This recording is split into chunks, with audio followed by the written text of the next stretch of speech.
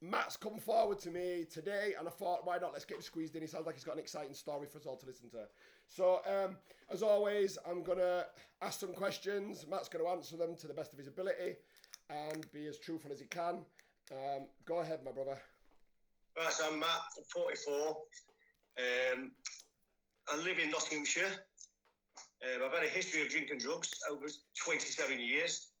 My childhood, I was a quite shy lad, quite reserved, naive, well behaved, never interested in drink or drugs, football crazy, Man United. No, we're Leeds, man. Yeah, and it would never. I think it was just football, like, and a lot of my mates were drinking on park and that, and I used to just swerve it and one. It's one for me. And then I used to have a paper around, like, and I got a bit of money, £7.50 a week, and I thought, if someone asks me to have a drink, I'm gonna have one today. It felt like having a drink, But I thought, if they don't ask me, I'm not bothered. Do you know what I mean? How old were you here, bro, roughly? Around about 14, 15, you see. Okay. So anyway, I got asked, and I thought, and when I said yeah, they went, really? I went, yeah, because they were surprised, because they want my thing, you know what I mean? Yeah, you were different, yeah. Because I might have drank when I was 18 or something, but at that time, it was like, I was just like, football, that's all I'm bothered about, walk around with football, nothing else, really, just football mad. So I had this drink, I had some Mad Dog 2020. Oh my God, I remember that, man. two 7.5 cans of cider, came down, absolutely made a fool of myself, got carried home on my doorstep, drunk, throwing up, and I was grinding for 2 weeks. Do you know what I mean? Yeah. But there was something like that day where I wanted to do it again because it made me come out myself, So it made you confident, it gave you a bit, it changed your character. And the thing is, I drank to get pissed. When I look back now, I could see, let's have a sip, because the next time I had a drink, I had a full bottle of Captain Morgan, and I was found on a back garden. The same happened again, carried home. Yeah. Do you know what I mean? Paralytic. So then I started, it wasn't every week, it was just now and again, but when I did drink, it was to excess. Then I started to get into cannabis just as I left school, so about 16, and just to fit in really, just try it because my mates were doing it, you know what I mean? And bit of peer pressure. Maybe, yeah, probably, yeah. And it wasn't spliffs, it was like smoking bongs, you know what I mean? Yeah. And at first I thought, well, there's not that much to it, it's not as bad as I thought, you know what I mean? But which it wasn't, you're right, and I'll agree with that, yeah. It wasn't my thing. I like something that brought me out, and that was more of a down, you see.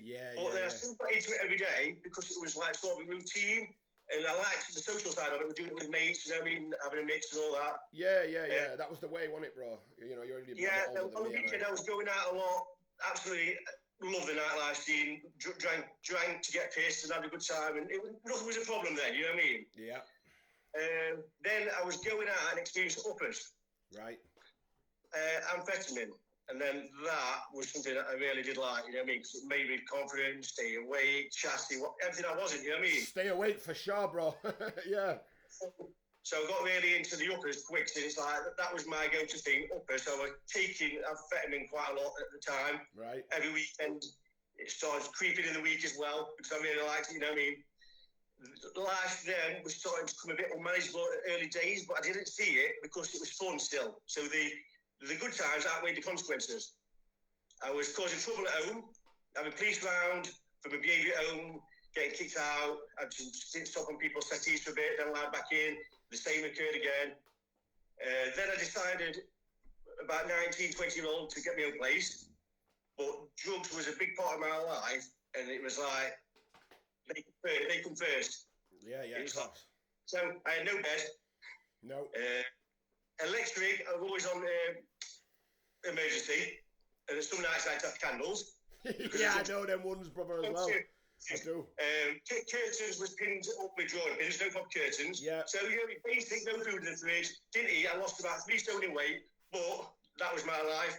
And I also experienced, the thing about what I liked about drugs was it blocked things out.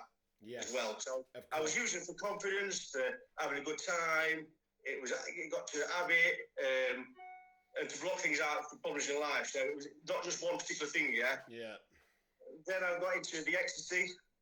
Loved that ecstasy. So I was banging into club scene and dance music. started taking them going out, but then it started to come in the week as well, like I say, because it wasn't enough on the weekend for me. It had to be more. Yeah.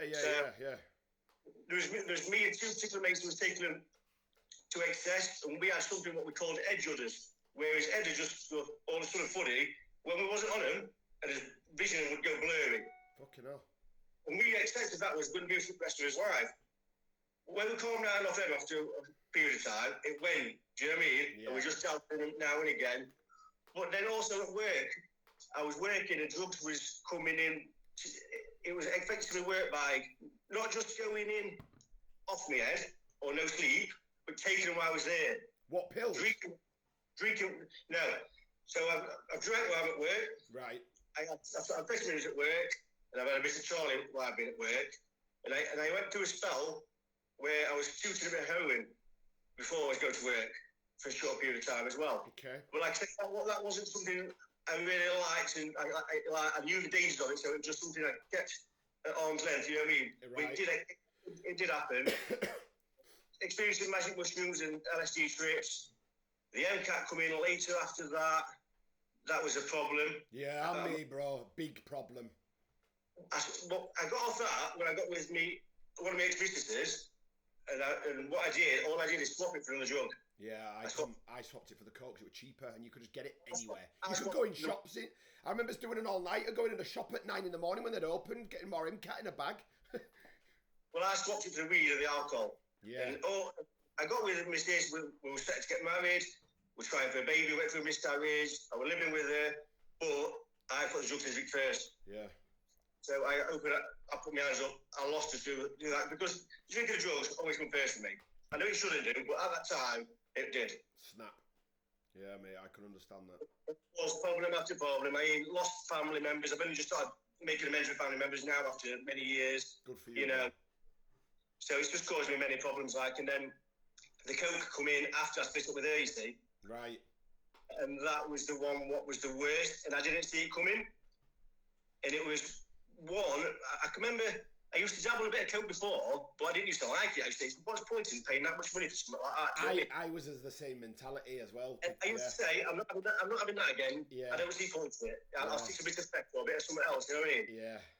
And then it started to, when I split up with her, going out a bit and that, and then it was around more, like you know as it is now. And I started to dabble in. I thought, you know what, it's not too bad that. And I can remember saying to a mate, this is God honest truth, and this bit me on backside. I said, you know what, I'm dabbling with a coke. I'm at my best now because it's not a problem. I don't get paranoid. I can sleep on it. I don't want more when I've had it, and it's just nice. I mean, it levels me out. Now that did a massive U-turn at the end. Of course it did. I was thinking, fucking hell. Everything I just said was completely the opposite. You don't see it coming, you see. No, you do. It's fucking very not. sneaky drug. It creeped up on me, and I was taking it near enough every day, nearly. Not every day. I'd have days off, but it took over my life. I took money out of my mum's purse. I borrowed a bank card to go to the bank, and she says, "Oh, I'll lend you 40 quid." I took 90. Do you know what I mean? In the last 4 years, I ended up stiffing because I lived with her. In the last 4 years, I was stiffing in front of her because I admitted I had a problem to her. That was back in 19. And that's when things started to change. But it's like I experienced psychosis and all that. Did you? Yeah, bad psychosis. I went to hospital through it, all sorts. You know, I nearly had a stroke. I was on a 5-hour drip. So it just shows what that can do to you. I said all that at first. It didn't cause any problems. It was the worst one out of the lot for me. So it soon crept up on you. It soon started causing problems in your life. And what was fun soon became... Yeah, stupid amount of money. I was just owing drug dealers out every month. My wages was laid on. Because I could lay on because I was a good customer. I was the best customer, and I always paid on time. Yeah, but so, you was working to afford a habit by the sounds of it. That's all I was doing, mate. Yeah, and I was borrowing money here and there, laying on beer at shop. It was just... Funding somebody else's lavish lifestyle while they go on their holidays and all that crap. It's what I say all the time to people. At one point, I couldn't get enough on it, mate. Couldn't get enough on it. Well, I know that, bro, as well. I know you follow me, so you know that I can relate to all this, mate. So I'm just going to pick a few things of what you've said and just try and pull some like stronger questions, stronger definitions out of some things what you said. So you went on from, you've gone from one drug to another, and come up a ladder. Do you think that maybe, as a youngster, you know, you say that you was taking stuff just to sort of, you know, fit in with the crowd, have a bit of fun, you know, experiment, give you confidence. Do you think that if you could take yourself back now, that you would repeat the same mistakes? Would you experiment in alcohol, or do you think you could stop at the alcohol, knowing that what the rest would do? Do you know what I mean by that? Like, do you feel like... It's easy to say that in hindsight, isn't it? I mean, yeah. I had a real good time on the drink and drugs for the first few part of the years, but then it got a problem, and then you still see taking them. Yeah. The fun, it starts as fun, and then it's just chaos. It is, isn't it? And I believe that I believe we try these things as youngsters, and I think it like forms some sort of a ladder. I was quite shocked to hear you saying, you know, that did you say you tried heroin before you tried coke? Yes. Wow. Yes. I've never heard that in my life. Never. Yeah, honestly. So all it was just dabble here, nothing major, you know what I mean? I knew the dangers of it. It wasn't my thing, really. But I used to keep myself like very disciplined with that. I've not got much of an understanding about that. What's that feeling like of heroin then? Like you'd have a chew, you chase the dragon, and then you'd feel your head dropping, and then it just go like that, and then you'd wake up and think, "Fucking hell, that was decent, that one." Right. But it's like so it's quite short and sweet. It's like weed, but a better quality. Do you know what I mean? Right. I see. I didn't. But it's not something getting hooked on. Do you know what I mean? If the buzz was like coke or ecstasy, I'd be a full-blown addict. Do you know what I mean? Yeah. But the buzz, the one for me, it didn't like match up. I was quite lucky because the crowd I was in growing up always like they looked down on crackheads and smackheads, or like you don't go near them. I used to. I've had the odd dabble on crack, but just dabbled on that. You see. It was more coke, ecstasy, amphetamine, MCAT were my thing, and beer. I mean, we had a disgusting mentality growing up, and I remember looking at, you know, crackheads and even calling them crackheads. I was horrible to them. And I was there every fucking evening sniffing fucking coke. And it wasn't until I went to the NA program and started listening to other addicts. It were crackheads and smackheads that fucking helped me and give me the knowledge I've got today. You know, they've got such a... Yeah, I went to a few CA meetings, cocaine anonymous like that. And the thing about cocaine and crack cocaine, people look at the two drugs and think they're miles apart. They're not. Yeah. They're not too far away. No, you know what I mean? No, they're not. You're right. So,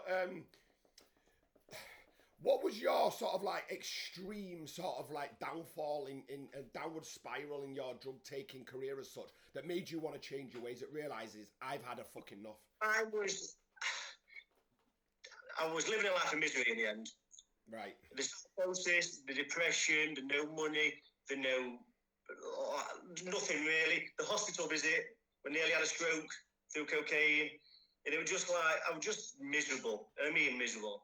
I was sick and tired, honestly. So like a feeling like when you look in the mirror and you think, "This is not me. I can't do this anymore."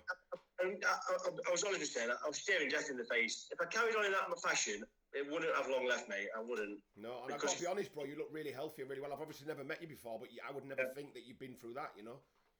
Yeah, it's all true, mate. I do look after myself nicely. In the morning now, cold shower, walk, gym, you know what I mean, running, eat healthy. It's all completely different. Snap. Do you know what I mean? Yeah, snap. So how long have you been in recovery for now then? How long are you clean? Right, so I'm currently 51 days clean and sober at the moment. Well done, bro. But I've had a few laughs on the way. I had 6 months clean and sober last year with 2 holidays clean and sober, a wedding, and then I had another 6 months before that. So it's like, I will get there where it's completely clean and sober. You learn from me. That's what I say.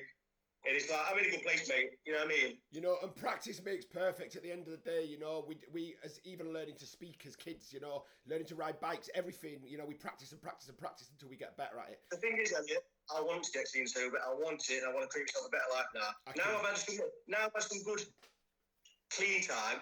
I know that's the life I want, and that life's behind me now. That's life gone. You've got a taste of it now, haven't you? And do you want to explain to the audience, like, what today, how different your life is to where it was? You know, like it's like because like it's like I've got a positive mindset.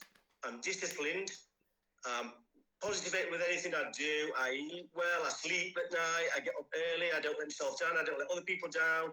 I've got a decent sort of lifestyle now. I've got structure. I've got routine. I've got family members who's been in my life more than they ever have been. Yeah. You know what I mean? It's better than it's been ever, even before the drugs, you know what I mean? Yeah. So it's like work, it's like I can go to work every day in a fit state, doing my work properly, not having days off. It's like, so everything just runs like clockwork. nothing ran like clockwork before. It was like shambles. So can you explain to me, so you talk about basically every day, near enough, you was using drugs. So, you know, what have you done to, presumably you've done something to replace that now, and you're doing other things in your recovery to make sure that you don't go back to that life. So what exactly is it you're doing on a day-to-day basis? Running. Yeah. Walking. Yeah. Gym. Yeah. Eat healthy. Yeah. Keep the truth. I watch podcasts near enough every day. I've set my TikTok up for videos like you and other people who inspire people. Yeah. I speak openly about my problems. You know what I mean? It's like I'm not in denial. I'm not ashamed of it. So you're recovering out loud. You're speaking out loud. And would you agree that addicts connecting with other addicts is, you know, it's a great form of recovery, isn't it? For me and you, just to talk like this. In common, you can link together when you're talking, and you know, you can get that rapport. The rapport's a word, isn't it? You get a rapport, and it's not like, oh, do they know what I'm on about, or does she know what I'm on about, or am I wasting time? Yeah. You know what I mean? And I know what you mean by that, because we was having a little brief conversation, weren't we, just before it started, before I pressed record, and you were saying that you can relate to me in a lot of ways for, you know, a lot of things that I share through my social media channel. You know what I mean? I know you crashed your car, didn't you? A few times, bro. A few times. I look back now, it was the best thing I got. Best thing what ever happened to me, getting drunk driving, because I did it all the time, sometimes drug driving, and if I carried on, it could have been a lot worse. So I'm grateful for just getting a ban. Do you know what I mean? What happened with that? Were you just pulled over the limit, was you? The first time, at the festival, and it was routine checking, I got caught with Canistella in my knees. Right. So when coppers coming, I got Canistella, and I thought, shit, and I just put it under my fucking seat. It spilled out, obviously, and they could smell it. So it breathalyzed me, I got banned for that. Second time I got caught, I would go to see a mate, I just come from pub, you know what I mean? Yeah. And I got a three-year ban and suspended sentence for that one, you see. Same as literally what I've just done now, a 3-year ban and suspended sentence. I'm hoping to appeal for mine back in October a year early because of situation with my son. I look back now and I think it's fucking ridiculous, mate, now. But at the time, you're in that madness, you don't think properly, do you? You know what, bro? And it's like, we're fucking selfish bastards because all we're doing, we are risking the fucking public, bro. You know, we're... It's daft, mate. It's daft. Like you say, at the time, we just think we'll be all right because we've done it once, we've got away with it, we do it twice. We think, we think we're indestructible, don't we, at the end of the day? I'm quite frankly, you don't fucking think about anybody else. I don't. When I get in that car, I don't give a fuck. I couldn't give a shit. When I'm in that mindset, I don't, bro. I'm a selfish prick, you know? Yeah. I am a selfish prick, and I have drove in 4 a.m. in States. I'm fucking burning like that, looking all around me, just to go get more fucking sniff. And I see blue lights, and then I pull over and I'm sat like that, heart going like fuck smoking 10 cigs, man. I had an incident where I had a police car, right? I did been to a football presentation, had a few beers, and somebody had some fare, so I had that, and then went downtown. Drinking all night, I must have had 15, 20 drinks, you know what I mean? Yeah. So about 3 a.m, I drove back to my house, my flat, in the car, and I thought, I'll go the lanes way round, because police was over there, driving, coppers went back middle, aren't they? So I pulled up at this junction, they're behind me, so I thought, keep it calm, don't flap it, do you know what I mean? Looked at the mirror, just drove like on my test, drove left, they went right, and I just drove normal all the way in case they couldn't try tricking me, you know what I mean?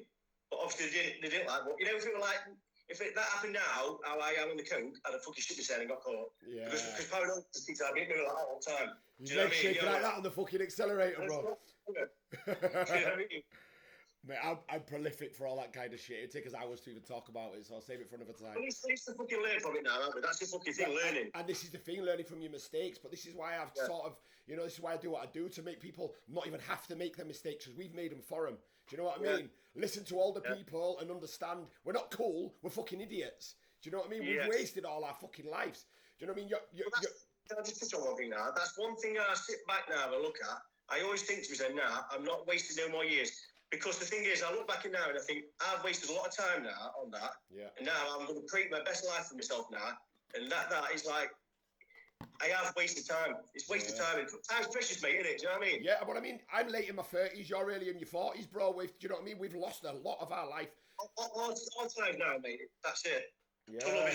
It's very fucking sad, and I just hope, you know, these videos that we're creating and doing podcasts with people, I'd strongly believe that, you know, they are helping people. I'm getting messages. It's not people, it's not me. Well, on a day-to-day basis, I receive lots and lots of messages. It's what keeps me driving, you know, and keeps me sober as well. You know, I mean, people connecting with me keeps me fucking on the straight and narrow as well, you know, bro. So, you know, it's a joint effort because I can't do this without other people. You know, everybody that posts. There's another thing I've learned about recovery: complacency. Yeah. Don't get complacent. Yeah. Keep it disciplined. Keep whatever's doing, do it. If it's working, that's it. It works if you work it, so keep working it, innit? Do you know what I mean? You've got to want it. You've got to fucking want it. I always say, don't let your foot off the accelerator. And I do more today than I did on day one of my recovery because I just know I'm too fucking scared of ever going back, bro. It petrifies me. Yeah. I mean, I've got a little lad that lives with me that relies on me every day now, and it's just like, it's impossible. I cannot go back that way. Well, I'm walking. I'm going walking this Saturday. I'm going up into Peak Districts, like, so I do that every month or so now. Gives you a buzz, doesn't it? Yeah, I love it. I do as well. Yeah, it's a good buzz, man. It's fucking. It's the weirdest thing. If you asked me that a few years ago, I know. I'd have done it, but I'd have to take some beer with me or something. Yeah, me. I'd be looking at time for when to come over. I'm me, bro. So it's like you wouldn't really enjoy it at that time because you're not present. I agree. So you know, it seems like you've come on leaps and bounds, man, and it seems like you've completely changed your life around, and you're on the right path, man. So you should be proud of yourself, bro. What does that? Is your mum? Thing as well? A lot of people say to me, "You must be proud, yeah." And do you know what I say? I say, "I'm not proud. I'm thankful and relieved." Yeah. That's what I. Yeah. I'm not. I wouldn't say I'm proud. I don't feel proud. I feel thankful and relieved. So you know, I'm going to tie things up a little bit, but what would you recommend to people in general about, you know, about life choices, about, you know, mistakes you've made that you wouldn't want them to make the same mistakes? Or just motivational things that they can do to, you know, pull their lives back together, you know, not necessarily not make them the same mistakes, just something inspirational that you think is you know, is strong from your story that would help others, because everybody's different, aren't they? Yeah. I mean, what I say about people who started taking drugs, right? They might have a good time in that, yeah? Yeah. But if you find yourself, you're the one who's taken the most, staying up the longest, enjoy it the most, you're the one who's probably going to end up with consequences, but you don't see it coming at that time. No, that do you know what I mean? That would me, yeah. That's what I'm saying, that would me. People who's got problems with the drugs and they wanted to change, speak to somebody. Mm-hmm. Ask for help, because people would rather you ask for help than see you suffer. But what I will say is, you've got to speak to the right people. Yeah. You've got somebody who cares, or somebody who's willing to understand. Or if it's not nobody you feel comfortable, go to a meeting, or just ring somebody up, or message somebody on TikTok. There's always somebody there to help. Do you know what I mean? Don't suffer in silence. Because at the end of the day what I always say is, me asking for help, or admitting I had a problem with it, started saving my own life. Yeah, for real, bro. You know. I mean, especially as men as well, we become so fucking proud, like we don't even want to ask for help, do we? To be honest, mate. Well, the best thing I ever did, mate, honestly. You and really. You and me both. I mean, I fucking hell, it took me a hell of a long fucking time. I only fucking admitted I was an addict 2 years ago. When I first started taking drugs, I thought it wouldn't even last a year. It lasted 27 years. Yeah. You're fucking a bit longer than me, man. I'm 25. Yes, it's a long time, isn't it? It fucking well is, bro. It fucking is. You're controlled by the devil that long. It's the excessive as well. No sleep, no food, constant substances in the body for years. It takes a bearing on you, man. It does, my bro, man. You should be, you know, you've done so well, and I wish you the best of luck for the future. Just, can I ask you a couple of questions, mate? Things I always ask people just at the end, and you give your advice. Would you agree for somebody, you know, that's going into recovery today, that's on A-class drugs, would you agree for them to step down that drug to something like cannabis or alcohol, for example? Like, you know, they've got an A-class drug problem, they're sniffing coke all the time, they decide they want to stop it, now they're just drinking, or now they're just smoking weed. Can you identify a problem, or do you think that's all right? No, I don't think it's all right, because what I would say is like, in my case with the alcohol, I could not drink without taking cocaine, because the cocaine, as you saw. Even people who can have a drink now and again use cocaine, they're going to make a bad decision eventually. Yeah. And get back into it. So it doesn't work. You'll end up and then with the weed as well, I can understand people who've got a big problem with drugs and then they go into the weed and think, oh, it's less of a problem. But it's still not really helping you up here, is it? It's still a problem. You know what I mean? It's still a problem. Yeah. It's less a problem. It's still a problem. If I started smoking weed now, my motivation would go, my positive mindset would go, my team would go. So everything just drop. So it's like all my standards I've set would just go crashing down. Yeah, and So that's definitely no. I know people who have an argument might say, yeah, but it's not as bad as this, but it still causes you a problem, or could cause you a problem. Yeah, do you know what I mean? I agree, bro. I do agree. I just want to ask that. And it's not me trying to discriminate people. It's just me trying to get a generalisation, because everybody I've asked, as I said, the exact same. I can't drink without using. It's impossible. I can't drink without using. If I had a drink now, that's it. Bang, I'm gone. Exactly the same, bro. Yeah, exactly the same. Exactly the same. You know, they work hand in hand. And the same with me as well. If I drink, I smoke. If I drink, I take Coke. So if I don't drink, I don't do any of it. And even if it was the other way around. If I had a line now, I'd be craving for a drink. It don't matter which way I do it. Yeah, I have to yeah, you're a brave man to go dry sniff first, though. Fuck that. I've never dry sniff. What's happened before is I've had no money for the beer, so I've laid on the Coke. I thought I'll just have Coke, and then I've had a line. I'm craving for beer. Yeah. You found a way to get the beer, then, I bet. Yeah, I did. Really find a way, bro. Right, my bro. Well, it was lovely to meet you, and thank you very much for coming on today. You know, you want to talk about psychosis? Yeah, go on then, bro. Explain some of your psychotic episodes, man. I should have actually gone into that. Go on, go for it. Well, I used to get paranoid all the time. It's like I was. Honestly, your paint's petrified. You're in your house. The telly's on. You turn it down. Then before you know it's on mute, the lights. Your phone's switched on silent, tucked away. You're like dead cagey, tense, and sat there like a fucking frozen chip. Then you hear a noise like that. And then you get, after about an hour, you're brave enough to go in and have a look there. You think, fuck, what's he mean? Is this the Coke creating this, yeah? Yeah. And then the one incident what stood out to me, I rang the police on myself. I think I spoke to you about this before. Yeah. So I've been up for 5.5 days on one Christmas night. And you know how the psychosis builds up from day to day. Yeah, I know, bro. About 9 o'clock the next morning, and conservatory, a bang. With psychosis, everything sounds loud, you know. Yeah. It was probably just a little bang outside because I've been up 5 days and dead loud, right?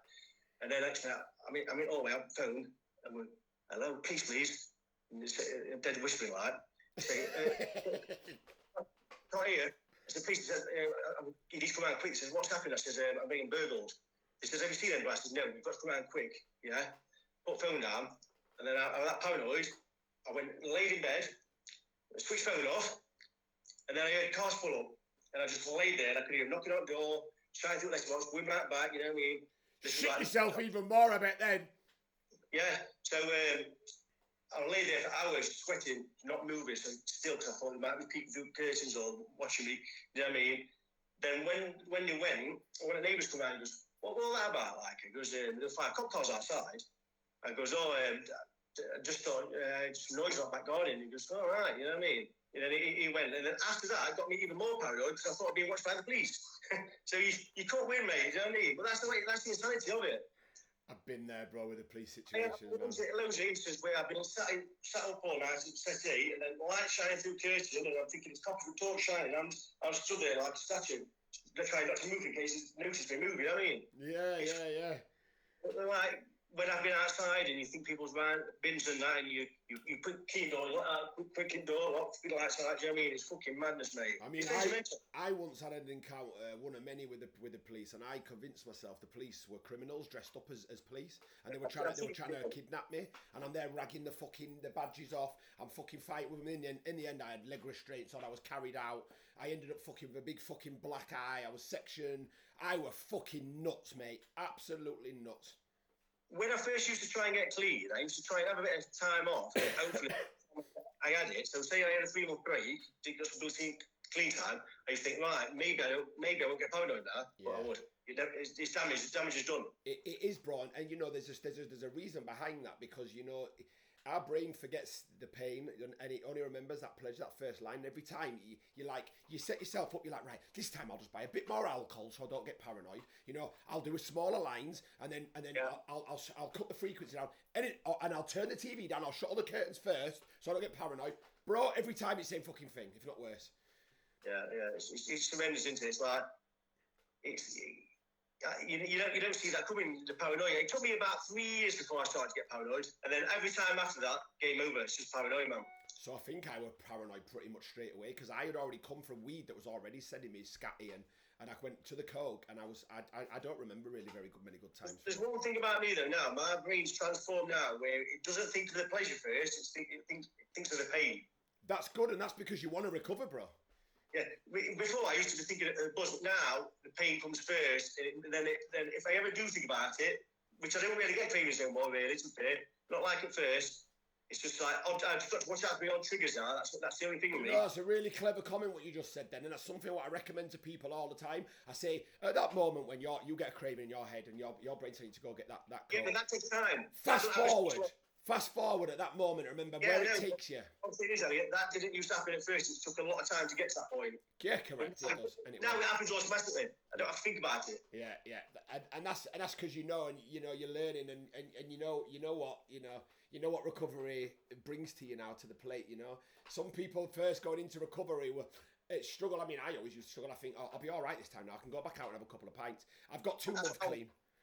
We're all like that, though. We all want to test the water because at first we don't want to give it up. We want to be able to do it sensibly, which is just, we've never done that in his life, and just be able to moderate and drink without it, but we can't. Yeah, I used to always look at my mates go out for a couple of pints, come over a pizza. Why did I have to be so fucking stupid? Why am I not normal like the rest of them? I mean, when I do use it, it's for a minimum of 3 days. Do you know what I mean? Yeah, I reckon I'm probably the It's same. not even fun anymore. It's just fucking chaos, mate. Do you know what I mean? Yeah. So it's like your paint's been petrified. I like what you said with your mother on that, man. You know what I mean? Same with my mum as well, bro, man. And I just, you know, she gets older. I just want her to be able to, you know, die peacefully, knowing that I've sorted my shit out, bro.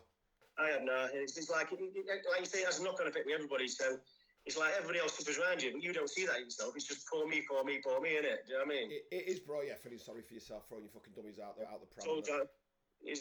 All you're doing is thinking about you and the drugs, and nobody else. But now my mind's completely different. You see. I think as soon as you become accountable for your actions and you take ownership of your life, is as soon as acceptance is key as well. You know, and stop thinking you're not a fucking addict. You haven't got a problem, because it doesn't mean you have to use every single day to be an addict. It doesn't mean you have to use every single weekend to be an addict. If something's a problem in your life, you could well be an addict. You know what I mean?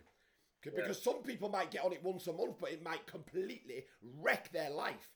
Do you know? Well, it might not stay once a month. It'll gradually creep up to longer and longer, won't it? Like but I mean, even on that time, if they did it once a month, and they're blowing all the fucking wages that they've earned for the month, they're ruining relationships, the family, the health's deteriorating. That is still a fucking problem as far as I'm concerned. But what it is because they do it once a month, they'll look at somebody who's doing it 4 times a week and think, well, I'm not as bad as you, so I'm okay. And this is my point, you see, as well, you know. But I mean, you know, fair play to people that can do it every so often, you know what I mean? Maybe I'm just fucking jealous, but you know, what I do to try to create is, you know, awareness. I know people who can go out, have a few beers, have a bag, and when it's gone, they're not even bothered about it. Yeah, you're right. And you know what I mean? You like when I first started out, I never thought I would be like I am. But it's like you just don't know, do you? You don't, bro. No, you don't. And you know, same with me as well. Right, bro, we've done like 45 minutes on this now, so I'm going to call it. I don't want to go anything over an hour because I don't know if it'll upload properly. I'm scared of this laptop and technology. All right, my bro, thank you for coming on today, and best of luck with your journey, yeah? Thank you, bro. See you. We do recover, my bro. Pack it in!